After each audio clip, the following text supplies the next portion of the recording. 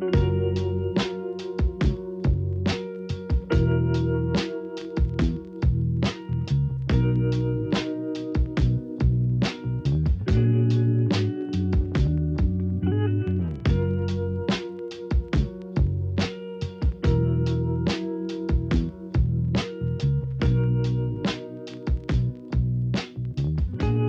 evening and a very, very warm welcome to Rathfarnham Castle. We are in this magnificent location for the Dublin Book Festival. This is one of the first of a series of fantastic events that you can tune into from your living room. And this evening I am welcoming Cecelia Ahern. Welcome, Cecelia. Hello. It's so lovely to see you in person. I know, yes, we've met online We have. quite a few times, but now we've still got the distance. I know, we still have a bit of distance, but it's good, it's great. Now, Cecelia, we're here to talk about Freckles, which is your 17th adult book? Yes. Plus the 2 YAs as Yes, well, so that's an extra 2, which is, as I said the last time we met, you look literally 10 years younger every time I see you, and I don't think it's fair that you've written so many books and you still look like this. You've started so well. Thank you so much. Really, I tell you, the next time we're going to be talking all about skincare, so I'll get sacked from this job. But you've had a lot of experience writing, but every time you're producing a completely different book, and Freckles is yet another completely different, fresh character. It's one I really love because it's based on the Jim Rohn quote about 5 people, the 5 people who can influence you to make you into a better person. Yeah. And I love that you already know this quote. So honestly, when I heard that that's what the book was about, I was like, I had one of those like, that's a total no-brainer. Why did I not think of writing a book like that? It's just genius. And Allegra Bird is just the most amazing character. So tell us a little bit first about how you came up with the idea, how you came across the quote. Well, it's actually my brother-in-law said it to me one day. He said, you are the average of the 5 people you spend the most time with. And it's because either I had said something or my mom had said something and he didn't know who had said it because we were morphing into each other. We're very alike. So he said that to me. And as soon as he said it, you know when you get an idea and it's like ping, ping, ping, ping, ping. Yeah, it was a light bulb moment, literally. And the story just grew so quickly from that. I remember I went back and I was just typing furiously notes into my phone and I had my story. So, and I think it's just one of those expressions that makes you think about your own 5 people. But it's about this character named Allegra, whose nickname is Freckles. And she's a parking warden, and she's very rigid and very disciplined in her working life. And she basically keeps ticketing this guy who gets really annoyed, and he throws this phrase at her. And he means it as an insult, and she takes it as an insult. And she starts examining the 5 people that are closest to her and what their characters say about who she is. But not quite satisfied with what she discovers, she realizes that if she can choose a very specific set of 5 people, then she can, in a way, curate her life and who she wants to be. And so she reaches out to, so the novel obviously is about a lot of things, but that's kind of the spine of it. But she reaches out to 5 different people in order to become the average of them. So someone from sports, someone from politics, someone from her past, someone from business, and someone I will not name. She wants to like upgrade herself, not necessarily be who she wants to be, but someone else that she thinks that she should be. That she should be, yeah. So it's really about, and she's different. She's very quirky, very unusual person. And when she hears it, she takes it so literally. It's like another rule for her to follow in life. And she sets about trying to change her life. She's a fantastic character, and I'd say when the car she's ticketing is the yellow Ferrari, and the guy who comes out is a guy called Rooster, who's a YouTuber. So it's a very current book. Yeah. Although you have Allegra, she's been to a boarding school, and she's called Freckles because she has freckles all over her. She's got a very interesting background. Yeah. Her father, her mother left her when she was very, very young, so she's been brought up by her father, and she's been to boarding school. And so there's nearly like a traditional sort of sense to her that she has a very stable sort of background, but yet you've got all these very modern elements coming into the story, and a lot of characters. There are fascinating characters in this book. I loved how many people you've got working with this. I love the characters. Cyclops was a fantastic character. Rooster, who's the YouTuber, was a fantastic character for me. And they all have nicknames. I think they just were brilliant. It just becomes a theme, but I just realised how much we do it in Ireland. Really, everyone's kind of got a nickname.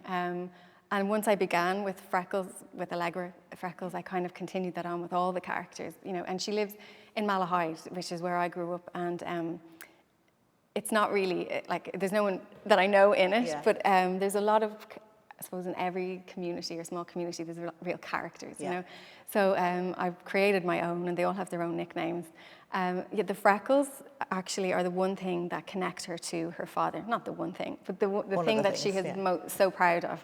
Her mom was Spanish, and so she's very like her mom physically, but she has these freckles, and she feels like that's the kind of connection that she has to her dad. I think why she feels her mom is the person who gave her up to have everything. She says that her dad is the person who gave up everything to have her. So it's a lovely kind of relationship between he's very an eccentric father. While she did have a grounded upbringing with like lots of love, he's not exactly normal. No, this is very true. Yeah. When I say traditional, she's, like what is tradition these days anyway? It's every family is whatever you want it to be, but she certainly had there's a wildness in her. Yeah. And there really is actually. Yeah. She has when she's not being a parking attendant, her life is quite mad. Because I do feel that with people. Yeah. There's a lot of people who really follow the rules of life, and then if you have a night out with them, they're mental. So I really wanted to apply that to her. She's like, by the day, she will not break a rule when it comes to her parking tickets and her parking, laws and rules. But in her own life, she's quite fluid. She goes out and has a lot of fun. So. I really enjoyed that. She's a fabulous character. She really is, and she takes you. The whole book takes you through the gambit of emotions, because you feel her confusion. You would relate to her so well. You feel her confusion when Rooster's standing there ripping up this ticket, telling her about the 5 people. You can feel her absolute paralysis and confusion when she realises that actually things aren't quite what she thinks they are, and maybe she just does need to change her life. One of the reasons why I wanted to make her so rigid and because I thought if someone throws something at her, and she gets up at the same time, she has the same thing for breakfast, she leaves the house exactly the same time, she passes the same people in the park at exactly the same places at exactly the same time. It's like clockwork. It's quite like lockdown. It was written before that. I wanted to create someone like that who, if something's thrown at them and they're slightly tilted off their axis, it's like their world is suddenly falls apart. Falls apart, and she has to redress, whatever that word is, everything. And I can't remember why I answered that, because I don't know what you asked me. It was to do with confusion. I think it was actually to do with emotion, because that's the thing that I find in this book and all your books, is that you connect with characters and you bring that emotion to the page. I think we talked about that a little bit before when we were talking previously. And so this book made me laugh, particularly the whole Cyclops family made me laugh hilariously. And there's whole loads of bits that are funny. There's that sense of paralysis, confusion. There's a guy called Snapper in it who's got a whole dramatic side thing going on, and he's like, you're always on edge whenever you're waiting to see what's going to happen with him next. And I cried at the end, so it's taken me. I kill people in my books, and this made me cry. So it takes you on. You really go on a journey with Allegra, and in fact, everybody in it. You go on a journey with her, you go on a journey with her father. Rooster goes on his own journey too, because he discovers things about himself and his business and his world, his YouTube world, that he wasn't expecting. Yeah, I suppose she's quite a lonely character, and she is originally from Valencia Island. Yeah. And so she says a couple of times, her dad is her best friend, and she gave up her one to try and find her 5. And often at times she questions, is it sometimes just better to have one really amazing one, instead of trying to find these 5? So they've got such a lovely relationship, and he starts to kind of crumble when she moves away. He's very lonely, and yet she's very lonely, and she's kind of questioning. So it is that, it's funny, it has funny moments, but it is about loneliness as well, and she's trying to find her place in the world. She's a very confident person, but she is confused. And I think I'm kind of writing different books now. I think at the beginning of my career, I was writing about kind of very ordinary, everyday characters who life happened to them, and they had to figure out how to get through that. But increasingly, I've been writing about characters whose very being is the thing that is kind of turning their own life upside down. Nothing's happening to them. It's their own character and flaws and faults that's making them have to, go on this journey. But she's very much an outsider, and I love writing about outsiders. And she's kind of a very imperfect soul, and just looking for a place to belong. She's looking for her circle, for her tribe, and really, I know we talk about she's trying to change herself, but ultimately she's just trying to find a place to fit in. Being the unusual person that she is.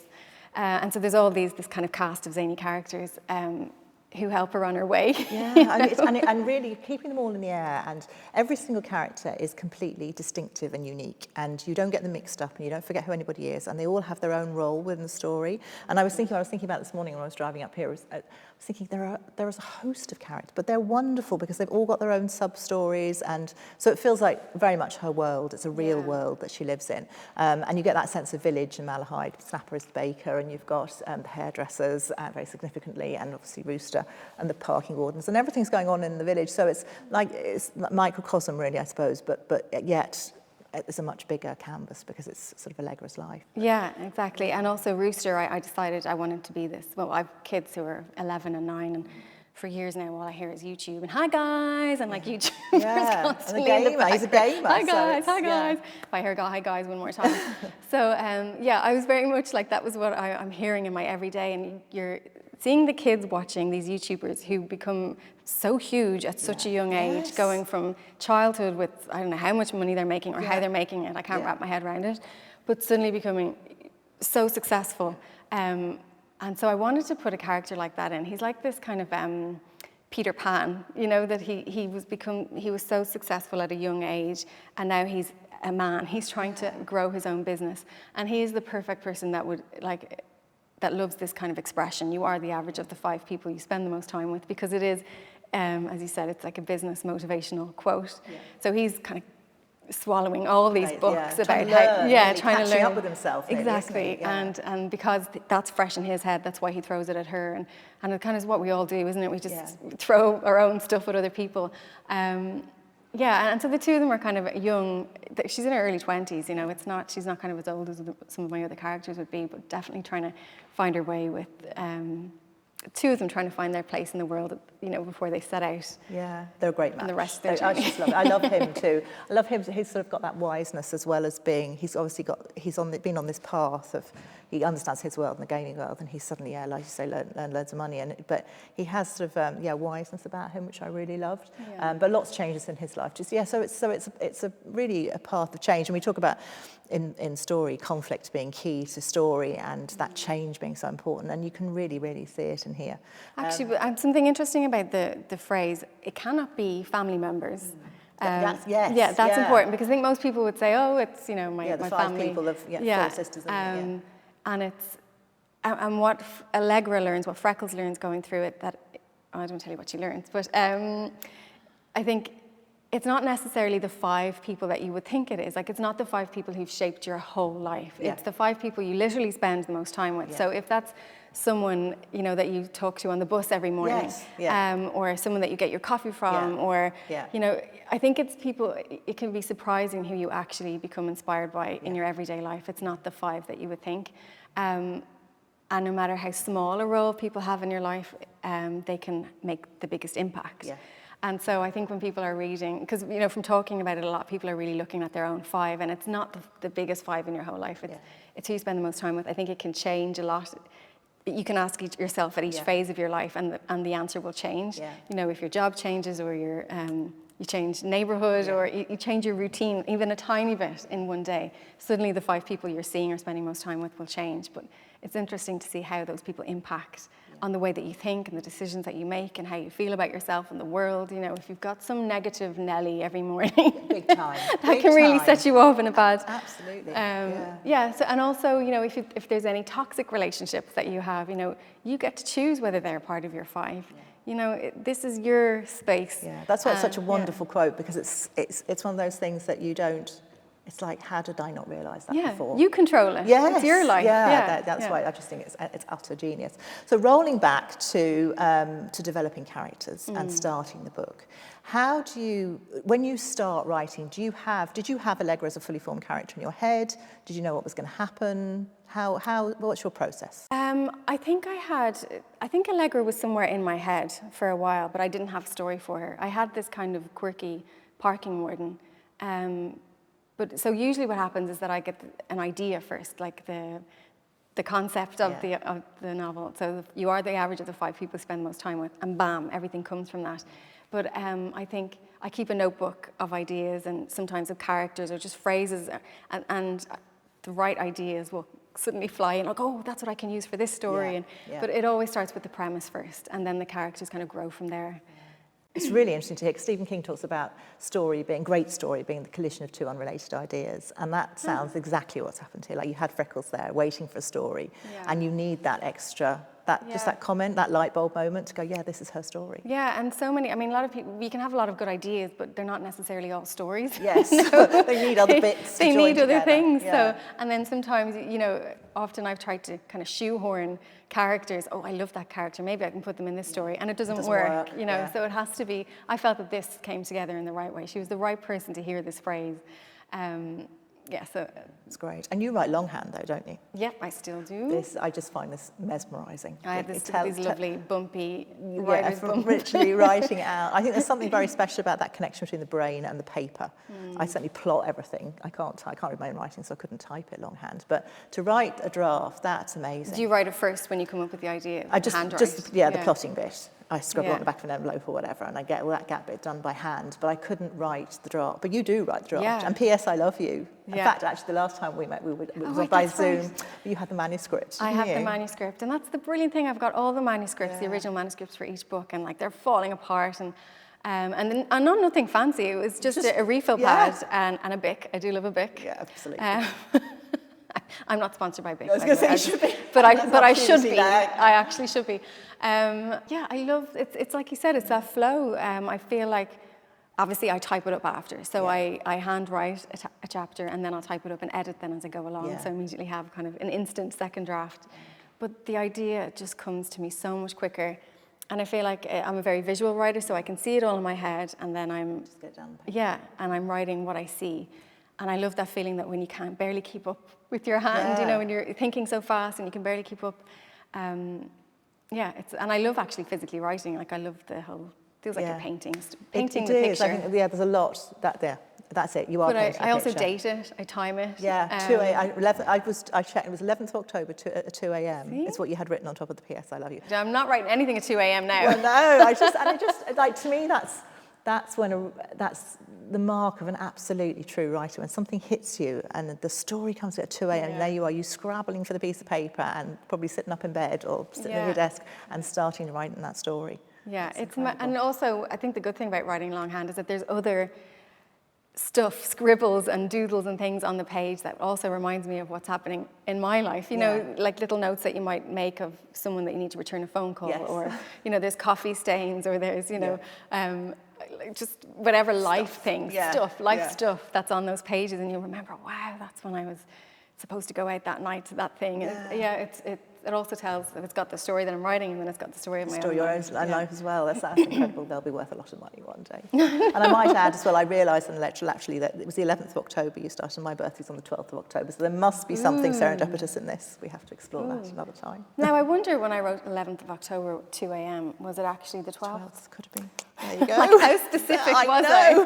At 2 a.m. I just love that, though. But it means then that you can, when you go back, you're literally marking time. You're saying this is the start of the story, and the story's beginning, and it's nearly like you can feel the surge coming through you of the story developing as you're writing. I just think that's so exciting. You're creating a moment. Yeah, very much. I mean, that's really important. Like, so many people who want to write say they're afraid to start, you know, and I won't start until it's there, like really until the character's in my head and I can hear their voice when they're kind of running over and over in my head, like they're rehearsing their lines. That's when I go, whoa, it's time to write now, and then it just flows. There'd be nothing worse than writing with half a thought. I just don't think that's not very encouraging.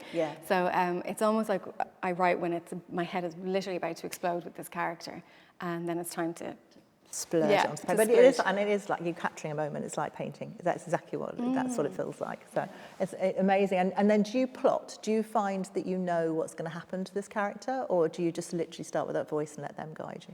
No, I do plot, but not all of it. I think the best bits are the parts that just come along, you know, by magic when you're writing. But yeah, I'm a plotter, and I always do know my ending. Like, if it's not exactly the dialogue or the exact scene, I know the kind of feeling the place that I want to get to, or I know how I want my character to feel by the last line. I think that's really important. And the bits along the way can change. You can move that around, but I have to know where it's going. I think the more I go along, the more I actually do plot than I did before. And I'm not a great fan of all this kind of outlines and treatments and things that some people do beforehand, because I think...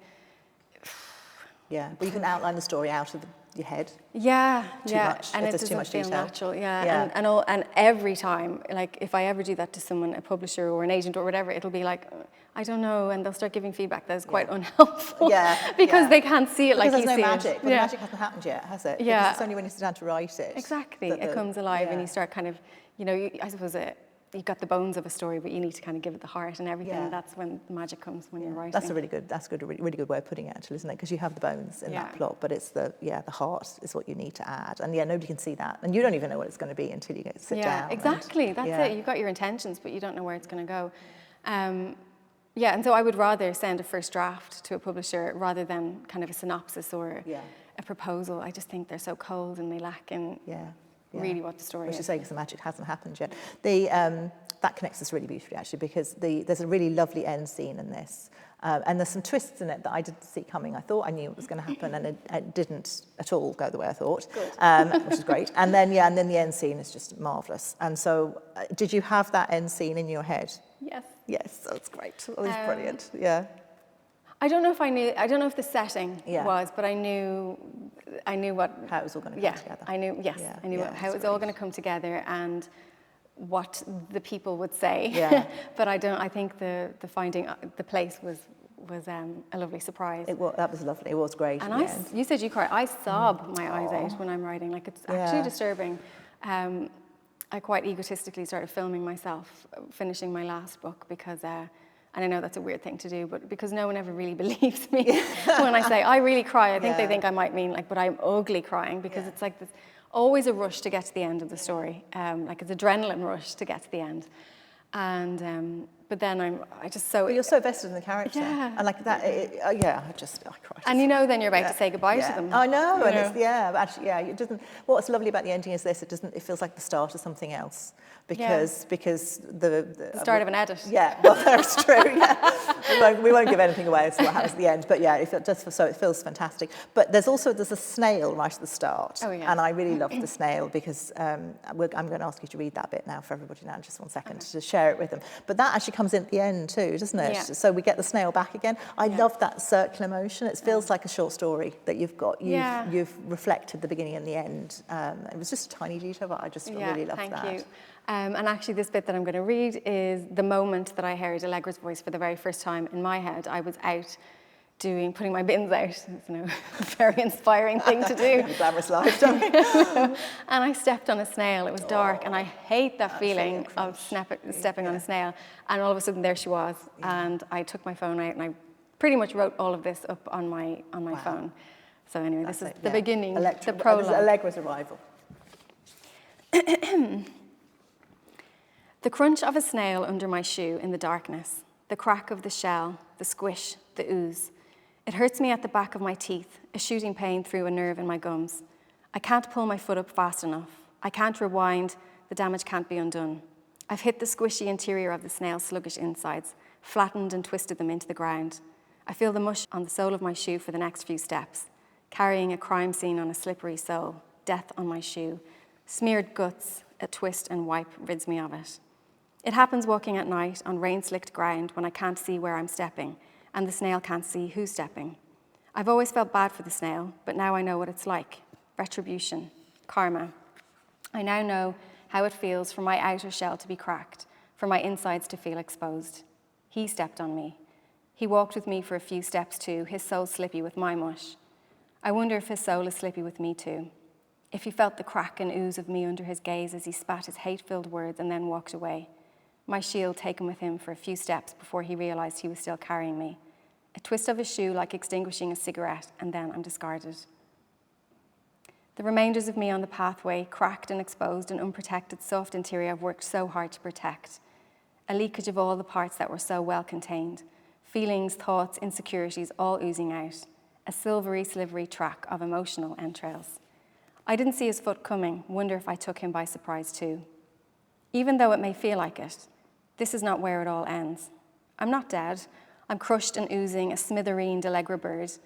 You can't fix the broken outer shell, but you can rebuild. I love that last line. And that, we've all experienced that. When I first read that, I was like, yeah, that's me standing on the snail, because that's exactly how I feel. And so immediately I was relating to her, and I immediately was drawn into the story. But I love that you can't fix the broken outer shell, but you can rebuild. And because that's really what the book's about, isn't it? It's about the broken outer shell and her rebuilding herself. Yeah, rebuilding, and then like a crack is okay. You know, we've all got a lot of cracks, so we can live with that. Yeah. Oh, that's fantastic. There's a brilliant character in it too, the guy who builds the bowls. And there's a really lovely observation about his bowls. Oh, yeah. Is it Declan? And Declan? No, I got that right? right? No, you've forgotten that. Donica. Sorry, I knew it was a D. Sorry, I should have this written down, obviously. That's okay. This is I need to know the answers. I should know. Huge preparation here. I love that idea of the fact that he builds these vessels, and they're vessels to be filled, and you've got a really lovely, particularly as we're in Rathfarnham Castle here, but a really lovely point made about the famine and the bowls being filled, and I really like that. I thought that you slipped in a really beautiful piece of, a very dramatic piece of Irish history. Yeah. But I thought it was so cleverly done. I just love that sense of the fact that he made these vessels. Yeah, I mean, and that was completely, that was me kind of giving myself a challenge. I wanted to create somebody who's making something that seemed quite meaningless. Yeah. Like, she thought it was an artist, you know. These very expensive bowls. He kind of, you know, bumbles about the place, looking into space, being introspective and making bowls, and she can't believe how much they cost and it doesn't mean anything, but then has a conversation with them about the bowls mean to him, and, you know, how the Irish were starved and having to go to the workhouses, and actually the importance of the bowls, bowl, yeah. you know, because, and an empty bowl. Yeah. It kind of, yeah. It was lovely. I To really me, it was one of the symbols in the book. There are a lot like that. There are a lot running through. There's a portrait of Allegra later on that becomes very important, and the sense that, as people will read, I don't want to give too much away. You're normally with crime, you're the one trying not to say the spoilers, but there's so much hidden in this, and there's so many layers to it that you will find anybody reading it is going to love it and get really, really into it. Kind of my perception of people. I think that everyone. I just love people, and I love to really observe and listen to what people are saying, and things that seem like so ordinary never are. You know, people that seem so boring never are. And so I wanted to just write about the really interesting aspects of people, their quirks and what moves them. You know, that on first glance just might seem so nothing. But everyone's got something amazing and spectacular and interesting that moves them and motivates them. And inspires them. So I tried to give that to all of the characters. They do, because they're all really, really rich, and I absolutely love that, because it's that sense of because everybody has a story. Like, it doesn't matter how boring you think you are, you have a story. And I'm like that. I'm a listener. I'm very nosy too. I think we're all nosy as writers, aren't we? We like to know what people's stories are. But you're a big listener, aren't you? Yeah, I am. I mean, I'm obviously talking like too much now. No, you're not at all. But usually, I just think it's amazing how much people miss, actually. You know, if I'll say to my husband, oh, so-and-so, said this, and he's like, well, how do you know that? And I thought, well, all you have to do is watch people and watch maybe the expression on their face when they say something. It's how they look when they say something, or, you know, you're not being psychic, you know, in any way. Like, everyone reveals the answers all the time right in front of you. You just have to read the clues and pay attention. And I just find it fascinating how much not many people do that. Like, everyone is so busy talking about themselves, which I'm doing here today, or, you know, like jumping over someone to tell the next story, that there's missing so much of what's actually happening. But look, that's what makes me boring. And it's what makes you more interesting, and it makes your characters fascinating, because you're able to then translate that onto the page. And so every character in the book they're fully rounded. They have a story. They have life. They feel really real, and that's what makes it magic to me. I mean, certainly you've not heard, I won't be the only person that thinks that at all. You've sold 25 million books at this point, so I think there's a few readers out there. But not of this book. Well, not yet. Only a matter of time. We need to convince 25 million people to buy this book. Right, yeah, do go out and buy the book. It's fantastic. No, it really is, and I think that listening is so important, because I think as a writer you have to tune in to people, because you're tuning into story, you're tuning into so much more. You're tuning into what people aren't saying. It's what they aren't saying, which is such an Irish trait. And like usually we're really good actually at understanding it's what's not said. Yeah. From working with different countries around the world, I really understand us more through that. I suppose we've, I'm not around all that long. Very young. But no, I don't mean, I mean like historically. Oh, yes. But I think, a nation of not always being able to say the things you want to say. Yeah. And so understanding what it's the wink, the nudge, what's not said. Yes. And yeah. That's actually really interesting, isn't it? Because actually that's a very, Because I find when I'm working with America, they have to say everything. Yeah. And it's the thing that you don't say, it's like it doesn't exist. Yeah. Whereas the opposite in Ireland, I think it's the thing that you don't say, that's the point you're trying to make. Exactly. It's what you're not saying. Yeah. So, trying to... But you're so right, because there's so much communication that is like the wink and the nudge. It's like that we are able to communicate without actually having to splurge the whole thing. So, and it's those are the details to me that make characters great and make a book. To me, a great book is a book where you go away and your character's still in your head, and they're still, and I can still see Allegra Berg in her high-vis vest with her parkies. She really wants to be a guard, doesn't she? Yeah, and she has this passion that she's going to be, and she doesn't quite make it, so she becomes a parking attendant. Oh yeah, I forgot to say that. She's walking her beat. In her head, she's playing at being a Garda. Yeah. And she kind of tries to so desperately to become friends with them, and hoping that her parking tickets will be helpful, in solving crimes and things like that. She does try. Yeah, she tries a lot. Yeah, no, she's wonderful. And why did you just choose parking attendant of all the professions you could have chosen? Did you just come like that, or? In Malahide, they're unreal. Like, they're ridiculously strict, and they don't give you a second. and I think when this came into my head all those years ago was when I had a time where I was constantly being ticketed. And so it was big in your life at the time. Yeah, it was a real frustration, and it was kind of, I kept trying to analyse, like, but I park there all the time and they know I always park there and I always pay. Would they not just give me... Yeah, like the 5 minutes. Would they not just understand? There is no, like, human... Yeah. Well, not her character anyway. Yeah. She doesn't allow for humans to be human. Yeah. And as she said herself, there's like relationships is kind of a dance that she can't get the rhythm to. Yes. Like human interaction is a dance that she can't get. That's exactly what she says. Which she gets from her dad. Yeah. Like the two of them are just kind of awkward. Yeah. Not great in social environments, but so great together. Yeah. But she doesn't. It's a dance that she can't get the rhythm of. I had that marked in there actually as one of the things that I was glad I remembered it. You did. I'm very impressed.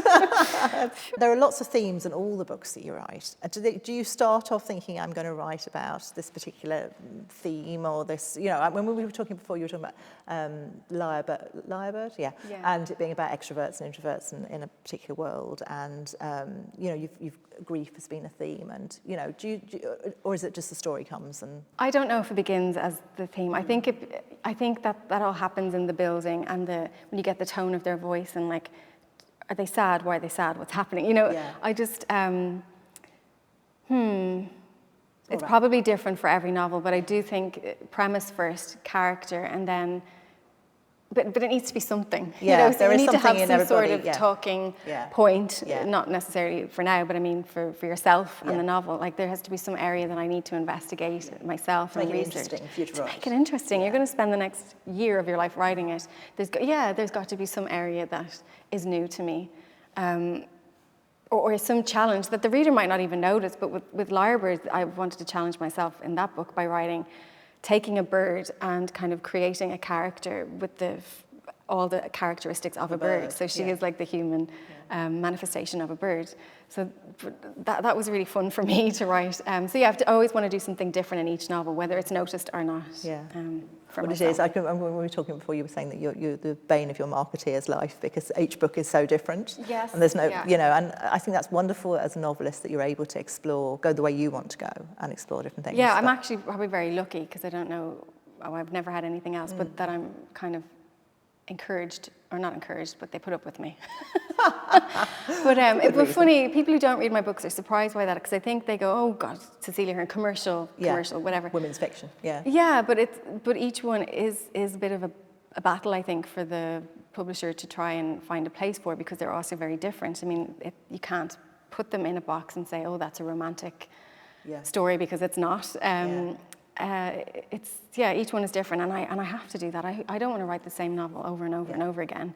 I want to explore something different. But I do think the thread that joins them all is that I want to learn. I want to write about characters on journeys of self-discovery. And I know even saying that phrase is really cheese, but no, it's like, because that's what it is, and it's that change. It is that self-discovery. It's all we're here for. It is. We're here to live, but also we're learning about ourselves at the same time. And life just kind of throws stuff at us, and then we have to deal with that, and then we get to the next version of ourselves. And so I think that's what it's so satisfying to read, though, because you get that sense of the fact that there is a journey, and there is before the next one. Yeah, and it might not end up where you think it's going to end up, but it ends up in a very satisfying, lovely way. Yeah. I kind of think the aim is, I like to be hopeful. You know, I like to be real as well, like write about real people. They really are real. I mean, even if it's magic or surreal, or even if I do those, I do like it's real people, real problems. But I want to bring them to a place of hope, and because I think that is my outlook. No matter what you're going through, you want to be able to get through it and wake up one morning and feel, whew, I did that, and now I'm. Please don't throw anything else at me for a while. Yeah, absolutely. But I'll be going to be ready for that one too. You know? But that's what comes through, and I think the other thing that comes through is your author voice, because that's what connects all the books, and I think that's what brings readers with you from book to book to book, because it's a wonderful. When we were talking before, we were talking about short stories and how your style is very pared back. It's not flowery, it's not flowers. There's no extras in there, and I think that author voice, that sense of, I suppose, clarity, if you like, and beautiful choice of words, like the dancing, the rhythm, not being able to find the rhythm to life, is just, it's lovely to read, because, even when in your reading there, it was very pared back and it is. Very I know succinct. Exactly what you're saying. I like to get to the point. You do like to get to the point. That's great. But it is like writing a short story, isn't it, in many ways? And we talk about long fiction being completely different from writing short fiction, but you said before that for you it's just about the story. Yes, so I think when I'm writing a novel, I always treat each chapter like a short story. That chapter is going to have its beginning, middle, and end. And I think every time I sit down, I write a chapter, and I complete the chapter. And so I think you asked me about writing a short story, and at the time people were saying, was it a big decision? Did you do a lot of research? And I didn't even think about the difference between writing a novel and a short story. It was just another way to tell the story. And I think with the short story, what I loved about it was that it just captured a moment. I didn't have to pad it out. We didn't go down any other, lines of inquiry. It was just that moment for that character. It's like a passing thought in their head, and then that's it, next story. And there's such a freedom to that. It was like when you get these ideas, you go, that's a great idea, but it's not a novel. It's not a novel, It's not big enough to be a novel. It's not big enough. So for these, I was able to go, well, they're just bite-sized, and actually I had a book called The Marble Collector, a novel, which was supposed to be the woman who lost her marbles. So that was supposed to be part of the Roar collection, but it just grew and grew and grew and then became a novel. So there's just a difference in how you tell each story. Yeah, it's wonderful. It's wonderful, that sense of an idea and the snapshot, and the idea then perhaps growing or being able to be able, because Roar is the collection of short stories. We should say that for anybody who's watching who isn't familiar with the short stories, and one of which was shortlisted for the Writing.ie Short Story of the Year, I hasten to add. Thank you. It was a fantastic story. I mean, that's why. I got such a thrill being at the book awards. Everyone's all fancy, and the voice reads out the nominees.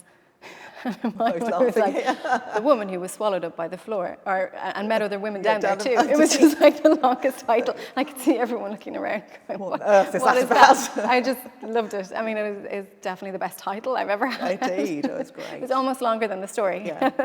I had such a freedom. Like I always have freedom, but I think with those I was playing. I was playing with those stories. They all had crazy titles. I mean, they were great titles, but they were all like a bit quirky. And they've just wrapped a few days ago. It's now a series for Apple TV Plus. Wow! Yeah, so exciting. We just finished them a few days ago. There's going to be 8 30-minute episodes. So we'll be able to see your short stories on the screen. Exactly, yeah. Those wild stories are like looking even wilder. I joked with Liz Flahive and Carly Mensch are the creators and showrunners, and I said my roar is merely a whisper in comparison to what they've done to it. So they've been elevated and they are roaring. Oh, excellent! Oh, that'll be so much fun to watch, won't it? Do you know when they're going to be aired? No, I don't know yet. They've just stopped filming, so we'll see. Editing and all sorts of things to do to them, but that sounds exciting. Is it great to be able to see your characters come to life? Yes. Just a totally different experience. I find it really emotional, actually. Not surprisingly, I find it emotional. I find most things emotional. That's why you write so well. But it's so overwhelming. It's unreal, especially if you're on set and you're like, an image that was in your head is now a building. It's now a real room.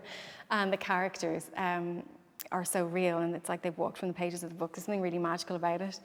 I absolutely love it. I love the entire experience. Great experience. And did you find that when they made the film of P.S. I Love You, how did you find that? Yeah. How did you find the whole filming experience? It's absolutely. Mesmerising.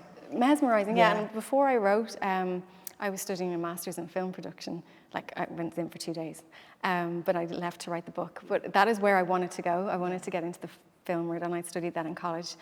So I wanted to tell stories, and so kind of being a part of that in this way is just, it's amazing. Exciting. Yeah, that I get to do both. Yeah, indeed, it's great. And did you find that the training that you've been given through sort of the script and screenwriting training, was that useful when you sat down to write P.S. I Love You? No. I think that anyone in my college who heard that I had a novel out went, what? She contributed nothing to this course. What? I'll be honest. No. I absolutely loved the TV and film production. I loved film studies. I loved studying all the movies and, the history of them and how everything was made. I loved shorthand, which I still bizarrely do in my head. I do it in my head when I'm talking. That's a weird thing. And I love radio broadcasting, but the print journalism was not for me. Yeah. Because it wasn't creative writing. Yeah. And then the creative writing classes I found weren't for me because you were given a topic to write about. Yeah. And I would just... You were off on a different... Yeah, I'm kind of go off on my own. Yeah. Go off on my own thing. So of course, I'm sure it did teach me lots. Subliminally. Yeah, but I can't... Yeah, but nothing consciously. To kind of defend them. Yeah. I'm sure they went, huh? But I think that's really encouraging for new writers. So you don't, for anybody who's sitting at home, you were 21 when you started writing P.S. I Love You, I think, weren't you? And to be, if there's young writers out there, you don't have to do the courses. No, I hate rules. And I think there's one place to not have them, it's in writing and being creative. This kind of, sometimes, it depends. I haven't been to all classes and courses. So I think the more freedom that you have with a story, the better. And sometimes it can be introduce your character on the first page and the setting and the age and what do they look like. And it's a very kind of formulaic way of writing. I think throw that all out the window. For Aurora, the characters had no names. They were all the woman. Yeah. And just have fun, have the ending at the start and the start at the ending. And get the list of rules and then tick them off one by one as you break them. Yeah. And that would be the best book ever. And then break them. Exactly. Know them and break them. But, it is, I think a lot of people get lots of help from those courses, encouragement and guidance. And there's a great community with other writers. So I'm not, it just wasn't for me. Yeah. But when you went into writing P.S. I Love You, you'd been a huge reader, hadn't you? And you'd watched everything that was ever on the screen. So you had learned, I think reading is one of the most important things, isn't it? That you, if you want to write, because you absorb subliminally the beats and the... I think one of the most important things that I did was write a diary from a young age, and I did that every day. And even though I was writing about myself, but I was learning about emotions, how to document, how you feel about things, and that has been very important for my books, writing because they're emotion driven. Well, they are very emotion driven, absolutely, yeah. So that, and read, and read all different kinds of things, because I'd read quite bizarre things, but I think they all help. But they all feed in, don't they? Yeah, and then that helps, I think, inform your characters as well, because your characters become much more rounded because you're able to pluck bits from other worlds to create them, that aren't parts of you, if you like. Sounds a bit strange. Are you ever inspired by people you meet? I don't. People you know? I think it would be wrong to say no, but I can't. I've never met a person and thought I'm putting them in my book. So obviously I'm inspired by life, because it's my experience of exactly. life. But no, I'm not. I remember hearing Maeve Binchy saying that she used to go to cafes and listen in on people's conversations. I think I don't do that. But obviously I'm absorbing, and like I said, watching people. I observe more than listen, actually, and that is really, really important. But I'm really conscious of not putting in people I know, and it's amazing how highly sensitive people can be to some of the things that you write and say, oh, that's me, when it's really not. Oh, they're completely convinced of it. It's really not at all, and actually might be privately a little bit of you that you've never said out loud. You know, so it's amazing and it is amazing how similar we all are. You know, there's a lot of things that we all feel that we don't say. And that kind of connects us all. Yeah, and you bring that to the page so well. I love Genevieve in this book. I really loved her as a character. I thought she was amazing. She comes through at the end, doesn't she? She rocks. She's like a Markovitch, Countess Markovitch. She totally is, and she's a really solid, grounded character. I thought she was great. And there's a whole art. It's so many different areas. There's a whole art thing. You've got the whole bowl pottery thing going on. You've definitely read this book, which is amazing. Oh, I have. I loved it. No, literally got to that last scene, and it's like, oh wow. Yes, and there are so many worlds within it, and that's one of the things that I was when I was thinking about it is juggling all those characters and bringing life to all of those characters so that they all feel real and well-rounded. It's just incredible. Like it's a massive feat of juggling. I don't even know. Well, you do it too, but I don't know, but I don't have that many characters. I never have. I would, I don't think I do anyway. But it's just, that's what I was really, really, really super impressed with. You know, they all have, and the police characters, you can feel what they're like. They pop up at different places as well. And even the fox had his own role, didn't he, with the bins and everything. So no, that's kind of from real life. Yeah. So sorry. So like the YouTube thing, that was obviously inspired by the Hi Guys in my house consistently. And the fox, there's a fox that kind of comes through our garden at night down to the green, and we all watch out for him or her. I suppose little things that sometimes are often happening in my life can make it into the book, but it's never the main theme. You know, it's just those little background things. The detail. Yeah, but that's lovely because that makes Allegra feel, certainly in this book with the fox and everything, you can see more about her character. So you're using those details to show us what she's like through her. Through her, the way she perceives what's going on around her. And I thought that was lovely because it really made her feel really well-rounded. And when you go away from this book, you feel like you know Allegra Bird. Oh, thank you. Well, it's also written without quotations. Like that's it. No speech marks. I didn't realise that when I read it. That's great. I was reading a review of it afterwards, and somebody said, "Oh yeah, it's got nice bit." And I went, "Has it? I didn't notice that. Honestly, I hadn't noticed." Oh, that's really good. Yeah, that's good that it didn't put you off or anything, because it really is just kind of her stream of consciousness, drifting in from what she's thinking, what she's saying, to what someone else is saying, to how she... It really is, but you don't know, you know exactly who's saying what, and I hadn't noticed. It wasn't until I read this thing, and I thought, I felt very stupid then, actually, honestly, because I hadn't noticed it. No, I think it's better that you didn't. Yeah, well, it is. No, it works, and it works brilliantly, and it is lovely because it is a stream. But that's very Allegra Bird, isn't it? Because she's in her head a lot. Yeah, she's thinking about everything, and she's... And it's like a ping pong ball going from... It's so much fun to write because, you can go from there to there in one sentence. The way she connects the dots is different to everybody else's dots. No, they really are. But that's it. You can feel her internalising things and interpreting things as she sees them. And we get all of that. So but it's great. And honestly, I really didn't notice there weren't any speech marks until I was well into it. And I only noticed because somebody else said it, because I'd read this thing and I thought, goodness me, it works. It's just brilliant. Because it would be like it's a challenge. I don't use he said and she said in my books. I thought it jars for me. So I spend my entire time trying to work out ways of knowing as a reader who's speaking, but without actually saying he said and she said. I agree. That's a bit annoying when it's he should. You should find different ways of. Yeah, just jars. I don't use it at all. But then I was reading this and there were no speech. And I thought, this is. Do you know what I don't use? Brackets. I hate brackets. I hate brackets. I hate them. I feel like it's the character going. Yeah, we don't have brackets in real life, do we? And it annoys me, so I don't use brackets. It's funny. No, but it's great. It's lovely to have those stylistic choices. And do you make that? Did you know you weren't going to write with speech marks when you started, or did it just happen? It just happened when I wrote the snail bit. I don't know. It just felt like short. But I initially wrote it all in lowercase. Everything was lowercase. Really? Yeah, and it was up until the very, very end. And I feel that's a lot of younger people are writing that way. I see it like on Instagram or Twitter or whatever. It's all this lowercase, short sentences, sometimes with no full stops. A lot of poets are doing it now. And so I just felt like that is the way it is. Publishers were great about it, but with Germany, they just absolutely would not publish it lowercase because it just didn't fit into how they... make sense to them, And then I had to make the decision whether I was going to have it different in one country to the others, which I don't like. I like the book to be consistent, universal. So I decided at the very, very last second to go back and... punctuate it from that perspective. Oh, that's fascinating. Yeah, so but it taught me like sometimes things need to be written in one way to get the story out. Yeah. But it doesn't necessarily have to stay that way. Like it doesn't change the story for the reader. Yeah.